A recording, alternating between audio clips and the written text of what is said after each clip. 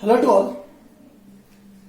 हम लोग 12th biology का चैप्टर नंबर 2 पढ़ रहे थे और चैप्टर नंबर 2 पढ़ रहे थे मेल एंड फीमेल गैमेट की संरचना और विकास।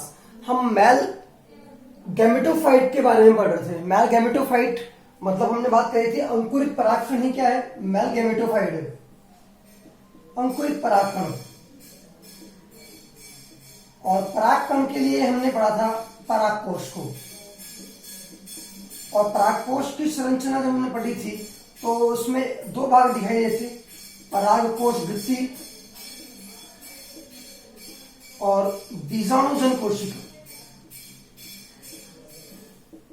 बीजाणुजन कोशिका तो दो भाग हमने पढ़े थे, एक पढ़ा था परागकोश भित्ति और एक पढ़ा था बीजाणुजन कोशिका। परागकोश भित्ति में 4 भित्तियां हमने पढ़ी थी। सबसे बाहर हमने पढ़ी थी एपिडर्मिस, फिर हमने पढ़ी एंडोडर्मिस, फिर हमने पढ़ी थी मिडिल लेयर, मध्य परत, और सबसे लास्ट में थी टैपिटम हमने पढ़ी थी। टैपिटम देखिए, टैपिटम के अंदर बहुत सारी सेल्स पाई जाती है, इस टाइप से सेल्स होती है टैपिटम के अंदर। और इन कोशिकाओं को ही हमने क्या बोला था, बीजाणुजन कोशिका। बीजाणुजन कोशिका, ठीक है। अब बीजाणुजन कोशिका का समूह में रहेगी तो उत्तक, लेकिन अकेली रहेगी तो वो क्या कहलाएगी, ये अकेली जो कोशिका है ये कहलाती है क्या, पीएससी। और पीएससी विकास के दौरान किसमें कन्वर्ट हो जाती थी, एमएमसी में, माइक्रोस्पोर मदर सेल। तो हमने यहां तक पढ़ लिया था माइक्रोस्पोर मदर सेल में कन्वर्ट हो जाती है। अब आगे की हम पढ़ते हैं। देखिए इसके बाद इसमें होता है लघु बीजाणु जनन। लघु बीजाणु जनन, अब लघु बीजाणु जनन में क्या होता है, जो एमएमसी होती है, देखिए इसके पहले हमने, देखिए ये एक मैं आपको बता देता हूं कि एमएमसी जो सेल होती है लघु बीजाणु जनन, मैं इसको एक को बाहर निकाल लेता हूं, इसको यहां से ये मैंने निकाल ली। अब ये लघु बीजाणु जनन जब इस एमएमसी कोशिका यानी कि मातृ कोशिका जो होती है, हम कह सकते हैं माइक्रोस्पोर मदर सेल, ठीक है। तो माइक्रोस्पोर जो मदर सेल होती है, इस मदर सेल में क्या होते हैं, अर्धसूत्रीय विभाजन।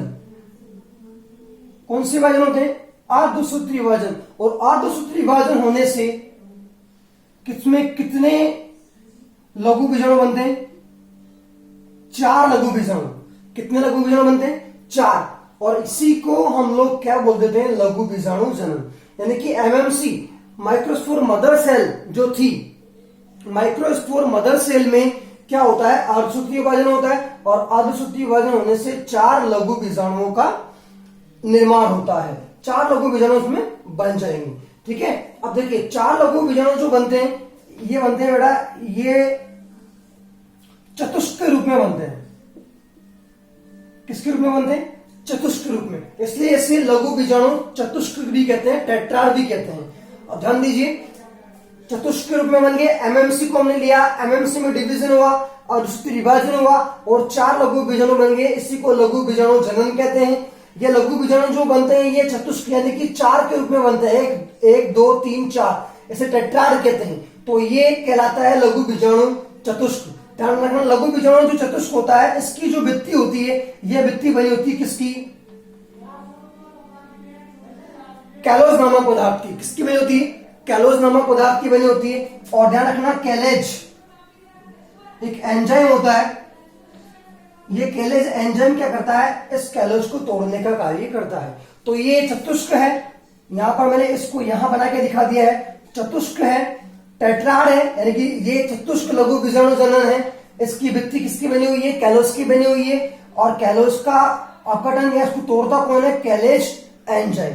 अब देखिए ये यहां पर हो गया लघु बीजाणु जनन। किसे बोलेंगे लघु बीजाणु जनन, जो माइक्रोस्पोर मदर सेल होती है उसमें अर्धसूत्रीय विभाजन से 4 लघु बीजाणु बनते हैं, इसी को लघु बीजाणु जनन कह देते हैं। ये जो 4 लघु बीजाणु बनते हैं ये चतुष्क अवस्था में बनते हैं और ये चतुष्क जो होता है इसकी जो भित्ति होती है, ये भित्ति बनी होती है किसकी? कैलोज की, और कैलोज का अपघटन होता है कैलेज एंजाइम के द्वारा। अब मैं आपको बताता हूं चतुष्क जो होता है, लघु बीजाणु जो चतुष्क, ये लघु बीजाणु चतुष्क है, इसके प्रकार दे रखे हैं। देखिए ये 5 प्रकार के होते हैं, मैं की बात करूंगा अभी इसके बारे में और डिटेल से। लघु बीजाणु जो चतुष्क है, ये यहां पर चतुष्क बना है, ये चतुष्क के हमारे पास प्रकार है। पहला प्रकार है हमारे पास में चतुष्फलकीय।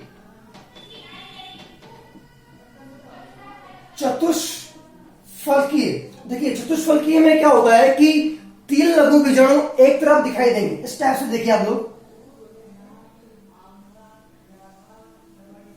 इस टाइप से 3 लघु बीजाणु जो है वो हमें एक तरफ दिखाई देते हैं, तथा चौथा लघु बीजाणु जो होता है इसके पीछे स्थित होता है। तो ये इसका चतुष्फलकीय, ये प्रकार कौन सा कहलाएगा? चतुष्फलकीय। 3 लघु बीजाणु तो हमें एक तरफ दिखाई दे रहे हैं, और जबकि तथा जो चौथा लघु बीजाणु है वो इसके पीछे स्थित है। कहां ऐसा पाया जाता है लघु बीजाणु चतुष्फलकीय? कौन से प्लांट्स में पाया जाएगा? ध्यान रखना, इसका एग्जाम्पल है जितने भी डाइकोट्स प्लांट्स होते हैं, द्विबीजपत्री पादप, उन प्लांट के अंदर चतुष्फलकीय चतुष्क पाया जाता है। ध्यान आ जाएगा। नंबर 2 है हमारे पास में समद्विपार्श्विक। कौन सा है? समद्विपार्श्विक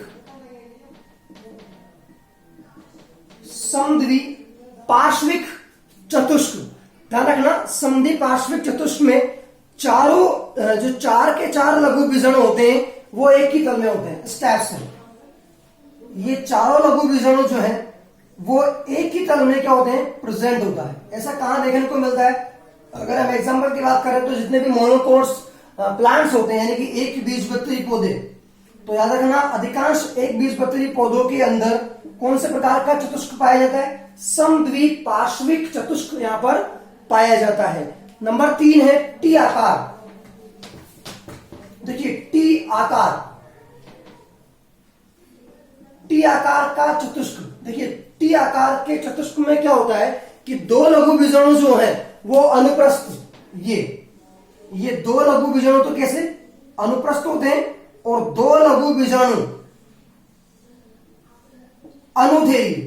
2 लघु बीजाणु तो अनुप्रस्थ होते हैं तथा 2 लघु बीजाणु कैसे होते हैं? अनुधेयी रूप से व्यवस्थित होते हैं। इसे हम लोग क्या बोलते हैं? टी आकार का चतुष्क। इसका ऐसा कहां देखने को मिलता है? एरिस्टोलोकिया में। कहां मिलता है? एरिस्टोलोकिया। ये प्लांट है जिसके अंदर टी आकार का चतुष्क देखने को मिलता है। नंबर 4 हमारे पास में है यहां पर रेखीय।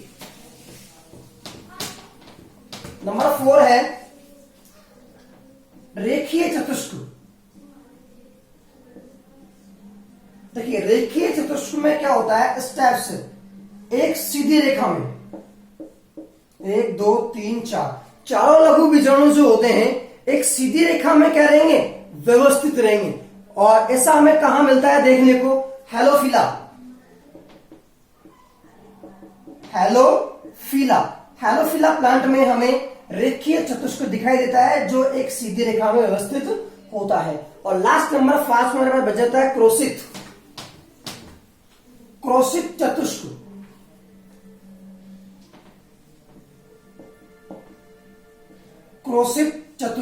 देखिए क्रोसित चतुष्क में क्या होता है कि 2 लघु बीजाणु एक दूसरे के समकोण का बनते हैं। ये मान लीजिए ये है, ये इसका समकोण, तो 2 लघु बीजाणु एक दूसरे के क्या बनते हैं? समकोण के पे बनते हैं। इस टाइप से देख लीजिए, ये एक इधर एक इधर, तो 2 लघु बीजाणु क्या होते हैं कि एक दूसरे के समकोण पे बनते हैं। लेकिन ध्यान रखना नीचे वाले का हमें सिर्फ एक ही दिखाई देता है, एक ही लघु बीजाणु दिखाई देगा, दूसरा वाला नहीं दिखाई देगा। तो ये क्रोसित चतुष्क कहलाता है। और ऐसा कहां देखने को मिलता है? मैग्नोलिया। कहां मिलता है? मैग्नोलिया प्लांट में। तो ये लघु चतुष्क के प्रकार थे। पहला हमने पढ़ा चतुष्फलकीय, दूसरा हमने पढ़ा समद्विपार्श्विक, तीसरा हमने पढ़ा टी आकार, चौथा फिर हमने पढ़ा रेखीय, और 5वां था क्रोसित। तो ये जो चतुष्क बना है किसके अंदर बना है? एमएमसी कोशिका में अर्धसूत्री विभाजन से चतुष्क बना, ये लघु बीजाणु चतुष्क बना, और चतुष्क की जो भित्ति होती है वो बनी होती है कैलोस की, और कैलोस का विखंडन होता है कैलेज एंजाइम के द्वारा। तो ये चतुष्क बना है, ये चतुष्क के प्रकार है, ये चतुष्क 5 प्रकार का होता है। अब देखिए यहां पर जो चतुष्क बना है, अब ये पूरा का पूरा क्या था, परागकोश। क्या था ये, परागकोश। अब देखिए हमारे पास में क्या मिल गया, चतुष्क हमें मिल गया है। अब देखिए क्या होता है, अब हम पढ़ेंगे क्या, परागकोश स्फुटन। परागकोश स्फुटन, देखिए परागकोश स्फुटन क्या होता है, हमने परागकोश पढ़ा था जब परागकोश भित्तियां पढ़ी थी। तो परागकोश की, परिपक्व परागकोश की भित्ति का टूटना। अब ये मान लीजिए ये भित्तियां सारी जितनी भी, ये टैपिटम हुई, मिडिल लेयर हुई, एंडोडर्मिस हुई, एपिडर्मिस हुई, अगर ये सारी भित्तियां टूट जाएगी तो क्या होगा, यहां पर जो ये लघु बीजाणु बने हैं, ये लघु बीजाणु क्या हो जाएंगे, मुक्त हो जाएंगे, और मुक्त लघु बीजाणु ही क्या कहलाते हैं, परागकण कहलाते हैं। तो देखिए हम पढ़ रहे हैं परागकोश स्फुटन, यानी कि परागकोश की भित्ति का टूटना ही क्या कहलाता है, परागकोश का स्फुटन कहलाता है। अब देखिए परागकोश के स्फुटन में ध्यान रखना, मुख्य जिम्मेदारी जो होती है बेटा ये होती है स्टोमियम की, और स्टोमियम जो होती है वो ओष्ठ कोशिका होती है। क्या होती है, मुख्य जिम्मेदारी किसकी है, स्टोमियम, यानी कि ओष्ठ सेल की होती है। ओष्ठ सेल किसकी कोशिका है, ध्यान रखना एंडोडर्मिस की कोशिका है ये। हमने यहां पर देखिए पहली परत हमने पढ़ी एपिडर्मिस, दूसरी भित्ति हमने पढ़ी थी यहां पर एंडोडर्मिस, तीसरी हमने पढ़ी मिडिल लेयर, और चौथी पढ़ी हमने टैपिटम। तो ध्यान रखना एंडोडर्मिस की कोशिका होती है, कौन सी कोशिका, स्टोमियम या ओष्ठ कोशिका, एंडोडर्मिस की होती है, इसकी मुख्य भूमिका होती है। ठीक है, ध्यान रखिएगा। अब देखिए सबसे पहले क्या होता है कि जो जैसे शुष्क परिस्थिति आएगी, सूखी परिस्थिति आती है, शुष्क, जैसे शुष्क परिस्थिति आती है तो क्या यहां पर होता है, देखिए शुष्क परिस्थिति आने पर क्या होता है कि जो हमारे पास में यहां पर ये जो एंडोडर्मिस में, इस एंडोडर्मिस में क्या होते हैं, यू आकार के अल्फा सेलुलोज के बैंड होते हैं। ये यू आकार के, ये अल्फा सेलुलोज के बैंड होते हैं एंडोडर्मिस के अंदर। सबसे पहले तो ये टूट जाएंगे, ठीक है, अल्फा सेलुलोज के बैंड टूट जाएंगे। अगर ये अल्फा सेलुलोज के बैंड टूट गए, ब्रेक हो गए, ये बैंड टूट गए, ब्रेक हो गए, और ध्यान रखना ये जो मिडिल लेयर है, मध्य परत, ये वाली, ये मिडिल परत है, ये गायब हो जाएगी। सबसे पहले तो क्या होगा, जैसे शुष्क परिस्थितियां आती है अल्फा सेलुलोज के बैंड टूट जाएंगे, मध्य परत आपको पता सबसे पहले गायब होने वाली परत है, तो मध्य परत गायब हो जाएगी। और ध्यान रखना ये जो टैपिटम की दीवार है, ये टैपिटम की जो दीवार है, ये टैपिटम की दीवार जो है घुलने पर इसका जो जीवद्रव्य होता है, ये जीवद्रव्य मुक्त हो जाएगा। इस टैपिटम की दीवार जो है, इस टैपिटम की दीवार का जो जीवद्रव्य है, ये जीवद्रव्य क्या हो गया, मुक्त हो गया। जीवद्रव्य मुक्त हो गया तो ये किसके संपर्क में आएगा, ये आएगा कैलोस के संपर्क में। किसके संपर्क में आएगा, कैलोस के संपर्क में। हम मान लेते हैं ये सारे के सारे हमारे पास क्या है, चतुष्क बन गए अभी, तो ये कैलोस के संपर्क में आएगा। और आपको पता है कैलोस जो पदार्थ होता है इसका अपघटन कौन करता है, इसको कौन तोड़ता है, कैलेज एंजाइम। कैलेज एंजाइम इसका अपघटन कर देगा। अब ध्यान दीजिए ये कैलेज एंजाइम, कैलोस की चतुष्क होता है, चतुष्क की जो भित्ति होती है वो कैलोज एंजाइम की बनी होती है। अब कैलेज एंजाइम इस कैलोस को तोड़ देगा तो ये भित्ति भी टूट जाएगी। टूट गई भित्ति। अब देखिए भित्ति टूटेगी, अब क्या हुआ, यहां पर अब कौन सी सेल, अब ये जो ये है, ये परत है कौन सी, एंडोडर्मिस। अब इसमें क्या हुआ, इसमें क्या होता है कि जो स्टोमियम जो होती है ओष्ठ कोशिका, इसमें क्या आ जाता है, इसमें आ जाता है खिंचाव, क्योंकि पहले अल्फा सेलुलोज के बैंड तो टूट ही गए। अब स्टोमियम कोशिका में जैसे ही खिंचाव आता है तो ये जो एपिडर्मिस होती है, ये एपिडर्मिस टूटने लग जाती है, और एपिडर्मिस जैसे ही टूटती है तो हमारे पास में क्या बने, चतुष्क लघु बीजाणु। ये जो लघु बीजाणु होते हैं, ये लघु बीजाणु क्या हो जाएंगे, मुक्त हो जाएंगे, और मुक्त लघु बीजाणु ही क्या कहलाते हैं, परागकण कहलाते हैं। एक बार और फिर से बता देता हूं मैं आपको। देखिए सबसे पहले क्या होता है कि इसमें जो मुख्य जिम्मेदारी होती है वो स्टोमियम की होती है। स्टोमियम किसकी कोशिका होती है, एंडोडर्मिस की कोशिका होती है। अब सबसे पहले क्या होता है कि ये जो बैंड है अल्फा सेलुलोज के, ये बैंड टूट जाते हैं, टूटने से मध्य परत भी क्या हो जाती है, ये जो मध्य परत है गायब हो जाएगी। मध्य परत गायब होते क्या होता है, जो ये टेपिडम होती है टेपिडम घुलने लग जाएगी और घुलने से इसका जीवद्रव्य मुक्त हो जाएगा, जो किसके संपर्क में आएगा, कैलोस के संपर्क में आएगा। और कैलोस का अपघटन कौन करता है, कैलेज एंजाइम।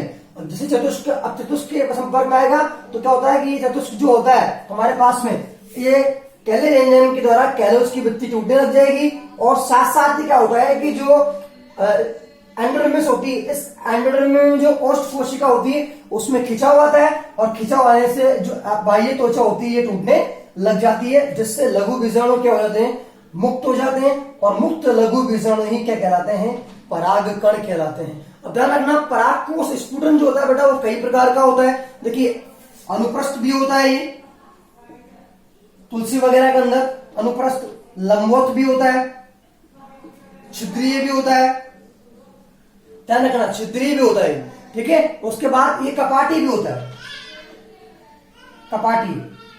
तो ये लघु बीजाणु जो परागकोश स्फुटन है वो अनुप्रस्थ भी होता है, लंबवत भी होता है, कपाटी भी होता है और छिद्रीय भी होता है। लेकिन सर्वाधिक जो परागकोश स्फुटन होता है वो होता है अनुप्रस्थ, ये ध्यान रखना। सर्वाधिक मात्रा में होने वाला जो परागकोश स्फुटन है कौन सा होता है, अनुप्रस्थ होता है। अब हम बात कर लेते हैं किसकी, हमें क्या प्राप्त हो गया, परागकण। क्या प्राप्त हो गया हमें, परागकण। हम परागकण की यहां पर बात कर रहे थे, परागकण क्या है। देखिए परागकण जो है एक गोलाकार एक कोशिकीय, कैसी, एक गोलाकार परागकण। हम पढ़ रहे हैं क्या पर, परागकण, परागकण। तो देखिए परागकण क्या है, ध्यान रखना, परागकण गोलाकार एक कोशिकीय एक केंद्र की अयुग्मित संरचना है, यानी कि हैप्लॉइड। एक होता है डिप्लॉइड 2n, एक होता है हैप्लॉइड यानी कि n। तो परागकोश ध्यान रखना एक गोलाकार एक कोशिकीय, यानी कि एक कोशिका का है, एक केंद्र की, यानी कि इसमें केंद्र भी कितना रहेगा, एक केंद्र की, हैप्लॉइड यानी कि n अगुणित क्या होती है, ये संरचना होती है। ध्यान रखना इसमें इसकी जो त्वचा होती है हम कह सकते हैं परागकण में दो परतें पाई जाती है। कितनी परतें पाई जाती है, दो। एक होती है एक्साइन और दूसरी होती है बेटा ध्यान रखना इंटाइन। एक्साइन और इंटाइन। परागकोश जो होता है, परागकोश की जो परतें होती है वो दो होती है, एक्साइन एक बाह्य परत, इंटाइन एक आंतरिक परत। तो एक्साइन और इंटाइन। अब मैं सबसे पहले बात कर लेता हूं एक्साइन की। अब ध्यान रखना एक्साइन जो है ये सबसे बाहरी मोटी, ये सबसे बाहरी मोटी और खुरदरी परत है, इस टाइप से।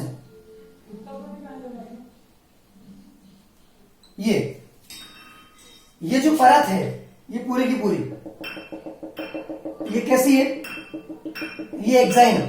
ध्यान रखना सबसे बाहरी है, मोटी है, ये मोटी भी है, सबसे बाहरी भी है। और ध्यान रखना ये कैसी है, खुरदरी। तो ये वाली परत कैसी कहलाएगी, एक्साइन, ठीक है। ध्यान रखना एक्साइन जो होती है इसमें एक वसीय पदार्थ पाया जाता है, उसका नाम है स्पोरोपोलेनिन। स्पोरोपोलेनिन। इस एक्साइन जो परत है, इस एक्साइन परत के अंदर एक वसीय पदार्थ पोलेनिन पाया जाता है। कौन सा पदार्थ पाया जाता है, पोलेनिन। ये पोलेनिन क्या करता है, जो भौतिक और रासायनिक जो जितनी भी क्रियाएं होती है उन क्रियाओं उन अपघटनों से क्या करता है, ये इसकी रक्षा करता है। किसकी, स्पोरोपोलेनिन क्या करता है, भौतिक व रासायनिक जितने भी अपघटन होते हैं उन सभी क्रियाओं से इसकी सुरक्षा करने का कार्य, परागकण की सुरक्षा करने का कार्य कौन करता है, स्पोरोपोलेनिन करता है। ध्यान रखना ये प्रतिरोधी होता है और ध्यान रखना इस गुण की वजह से ये परागकणों को, परागकण जो होते हैं परागकणों को जीवाश्म के रूप में सुरक्षित रख सकते हैं। तो ध्यान रखना स्पोरोपोलेनिन ही एक ऐसा कारक है जिसकी वजह से जो परागकण होते हैं इन्हें लंबे समय तक हम जीवाश्म के रूप में क्या रख सकते हैं, सुरक्षित रख सकते हैं। तो ये एक्साइन है। अब ध्यान दीजिए एक्साइन के अलावा एक और परत हमारे पास में आती है, यहाँ पर क्या है, इंटाइन। देखो ये आंतरिक परत होती है। कैसी परत है ये, आंतरिक। लेकिन एक चीज मैं आपको और बता देता हूं कि ये जो एक्साइन है, इस एक्साइन परत में ध्यान रखना इसमें जनन छिद्र पाए जाते हैं। ये एक यहां पे, एक यहां पे, एक यहां पे। तो ध्यान रखना एक्साइन जो परत होती है इसमें से एक, इसमें जनन छिद्र पाए जाते हैं, जनन पोर पाए जाते हैं, जनन छिद्र पाए जाते हैं, जिनसे क्या होती है पराग नलिका निकलती है। पराग नलिका हम पढ़ेंगे, पराग नलिका को फ्यूचर में जाके जब फर्टिलाइजेशन में पढ़ेंगे तो पराग नलिका निकलती है। अब भीतरी परत की मैं बात कर लेता हूं, ये भीतरी परत है,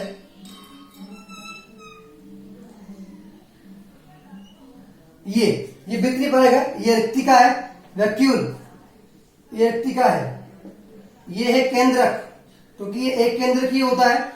अब ये ध्यान रखना कि जो भीतरी परत होती है ये ध्यान रखना पतली होती है, ठीक है। सबसे बड़ी बात तो ये आंतरिक परत है, पतली है, और पतली होने के साथ साथ ध्यान रखना ये किसकी बनी होती है, पैक्टोसेलुलोज की। पैक्टोसेलुलोज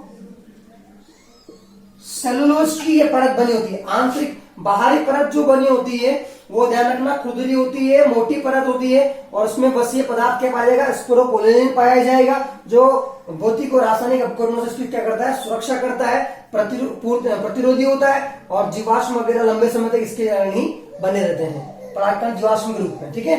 लेकिन आंतरिक पर ये जो सेकंड नंबर की जो इंटाइन है, ये इंटाइन आंतरिक परत है, किसकी बनी हुई है, पैक्टोसेलुलोज की बनी होती है, और ध्यान रखना है किसका निर्माण करती है, पराग नली का। अब यहां से पराग नली बनेगी, ये पराग नली बनेगी, और ये जो जनन छिद्र है, इन जनन छिद्र से होती हुई वो बाहर निकल जाएगी। तो पराग नली का निर्माण कौन करता है, इंटाइन, जबकि जनन छिद्र किसके ऊपर पाए जाते हैं, एक्साइन के ऊपर। तो पराग नली कैसे निकलती है, इंटाइन से निकलती है, इंटाइन से निकलेगी, और जनन छिद्र से होती है वो बाहर निकल जाती है। तो ये हमारा क्या है, परागकण। तो ध्यान रखना परागकण में दो परतें पाई जाती है, एक्साइन और इंटाइन। परागकण गोलाकार एक केंद्र की एक कोशिकीय संरचना होती है, अगुण संरचना होती है, जिसमें दो परतें पाई जाती है, एक्साइन और इंटाइन। बाहरी जो मोटी परत होती है वो एक्साइन होती है, जिसकी सतह कैसी होती है, खुरदरी होती है। इसमें स्पोरोपोलिन नाम का एक वसीय पदार्थ पाया जाता है, जो भौतिक और रासायनिक अपघटनों से इसकी सुरक्षा करता है, प्रतिरोधी होता है, और साथ साथ में क्या होता है, इसी के कारण क्या होता है कि जो परागकण होते हैं वो लंबे समय तक जीवाश्म के रूप में रखे रहते हैं।